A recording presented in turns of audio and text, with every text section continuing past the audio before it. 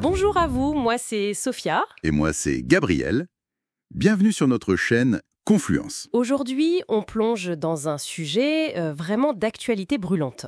Ah oui, La pression internationale qui monte sur Israël à propos de Gaza, la situation humanitaire là-bas. oui, effectivement, c'est un dossier majeur en ce moment. On va essayer de décrypter ça ensemble avec les dernières analyses pour voir un peu les enjeux derrière cette mobilisation diplomatique. C'est assez nouveau, non? C'est assez nouveau dans sa forme, oui. Alors, pour bien comprendre, peut-être resituer vite fait. Mhm, On est le 20 mai 2025 mhm. et la situation à Gaza, bon, elle est dramatique.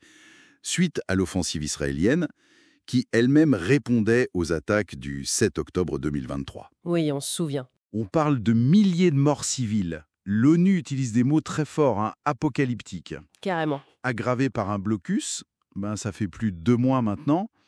Et encore tout récemment, on parlait de 44 Palestiniens tués dans de nouveaux bombardements. C'est terrible. C'est dans ce contexte, donc très très sombre, qu'arrive cette coalition, hein. Exactement, c'est ça le fait nouveau. Une coalition de 22 pays. Et attention, Oui, ouais. dans le lot, il y a des alliés traditionnels d'Israël. France, Allemagne, Royaume-Uni. Ah oui, quand même. C'est pas anodin, ça. Non, pas du tout, et ils mettent une pression concertée assez forte. Et qu'est-ce qu'ils demandent, concrètement? Leur demande, elle est très claire. C'est la reprise immédiate et surtout complète de l'aide humanitaire à Gaza. Complète, c'est-à-dire pas juste quelques camions. Voilà. Un accès total et sans entrave. Et ce n'est pas juste des mots. Ils agitent la menace de sanctions si Israël ne bouge pas. Des sanctions, Ouais. on a des exemples. Bah oui. Le Royaume-Uni, par exemple, a suspendu des négociations commerciales qui étaient en cours. Ah, d'accord. Et la Suède, de son côté, elle appelle l'Union européenne à réfléchir à des sanctions ciblées contre certains ministres israéliens. Donc c'est du concret, là. C'est plus juste des déclarations. C'est ça. Ce sont des actes politiques forts, surtout venant de ces pays-là. Et pourquoi maintenant, justement? Qu'est-ce qui fait que ça bouge comme ça de façon coordonnée? Alors, il y a plusieurs raisons qui semblent se combiner. D'abord, évidemment, l'urgence humanitaire. Elle atteint un niveau jugé intenable par beaucoup. Hmm. Il y a des ONG comme Human Rights Watch qui utilisent des termes extrêmement graves. On parle de crimes d'extermination par privation de ressources. Oui, c'est d'une violence. C'est très violent. Ensuite, il y a le fait qu'Israël refuse toujours un cessez-le-feu durable, malgré tous les appels internationaux. D'accord. Et puis peut-être aussi une sorte d'accumulation de frustration. Toutes ces résolutions de l'ONU qui, pendant des années, n'ont pas été appliquées ou bloquées. Oui, le sentiment d'impasse. C'est ça, un sentiment d'impasse diplomatique qui arrive peut-être à un point de rupture. D'accord. Les raisons sont là, elles sont fortes, mais la question qui tue, c'est est-ce que ça peut marcher? Est-ce que cette pression, même venant d'alliés, va faire bouger Israël? On sait qu'ils ont souvent résisté, non?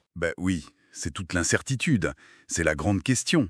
D'un côté, la menace d'isolement économique, diplomatique, ça peut peser, c'est sûr, surtout venant de partenaires comme ça. Logique. Mais d'un autre côté, il y a un risque. Le risque que ça renforce ce qu'on appelle parfois la mentalité de siège en Israël. C'est-à-dire se dire tout le monde est contre nous et se durcir encore plus. Exactement. Paradoxalement, ça peut resserrer les rangs autour du gouvernement et justifier une ligne encore plus dure.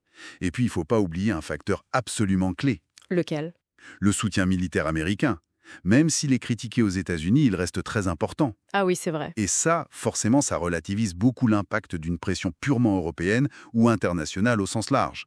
Ça donne une marge de manœuvre à Israël. Donc si je comprends bien, le truc vraiment significatif ici, c'est moins la critique en elle-même Non, ça, c'est pas nouveau. que le fait qu'elle vienne d'un groupe aussi large d'alliés occidentaux, tous ensemble de manière coordonnée. C'est ça le changement potentiel. C'est exactement ça. C'est la source et la coordination de la pression qui est remarquable.